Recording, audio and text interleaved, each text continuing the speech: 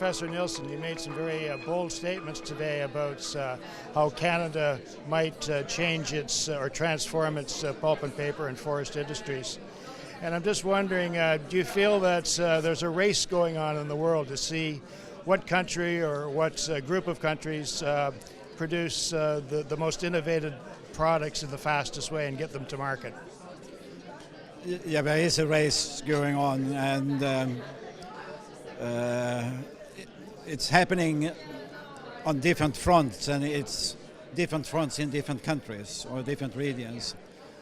But I think Europe is, the northern part and part of Western Europe is ahead of the North American industry in doing the transformation. It may have to do with culture but also that there is a lot of governmental support in Europe for doing that. We are seeing it in Japan, and there is also strong support from the government in Japan. China is doing a lot. I mean, they have armies of people working on these new issues with the latest equipment you can think of,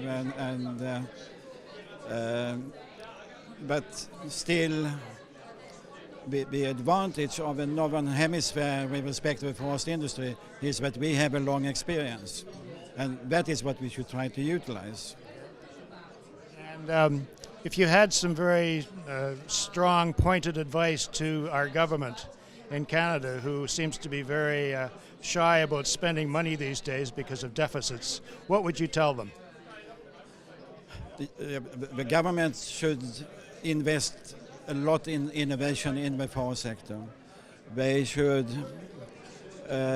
because I don't think they should go in with direct investments in the industry. That is not helping in the long run. But to help with the innovation side, to make it possible to do the innovative work by the companies and the science community.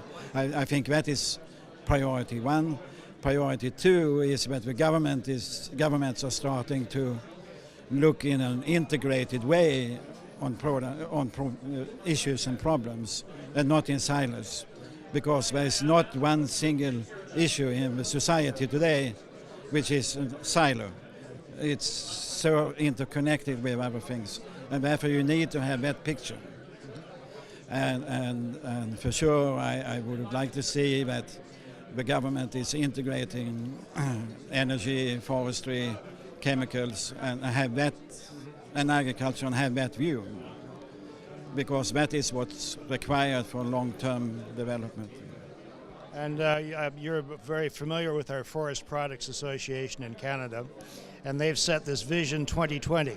And to my way of thinking, they've set some very aggressive goals for innovation and employment and increasing their revenue by $20 billion a year. What has to be in place and what actions have to be taken to make that happen? The industry has to do it. I'm impressed by the work FPAC has done in order to pave the way for the transformation.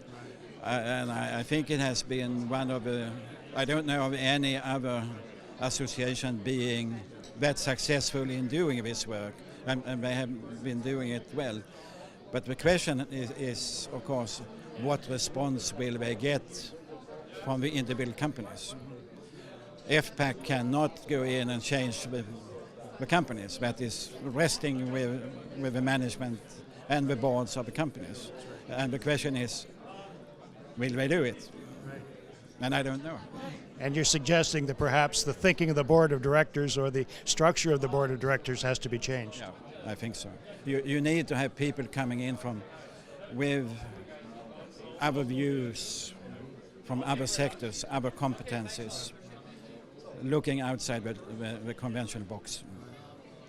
And you're well aware of our Forest or FP Innovations organization in Canada, and obviously they've developed some key developments lately: nanocrystalline cellulose and fibrillated cellulose and lignin extraction. But do you see that those activities have to be accelerated in some way, or is there a better way of moving these products into the commercial field? Yeah, they have to be picked up by companies, and Domtar is driving that. But the real high values is not coming out of the nanocellulose or the cellulose fibrils. It's coming out in the products in the next step in the value chain. And that is done by other companies outside the forest sector. So if you are not having agreement with those companies or working closely together with them so you can get a profit sharing, you will not get that much out of the NCC. So again, it's important at an early stage to go in cooperation with the big boys outside the conventional forest sector. Canadians have a certain personality, and if I were to speak for many Canadians, I would think that we would say we were kind of shy and a little bit cautious. Do you think that works against us? I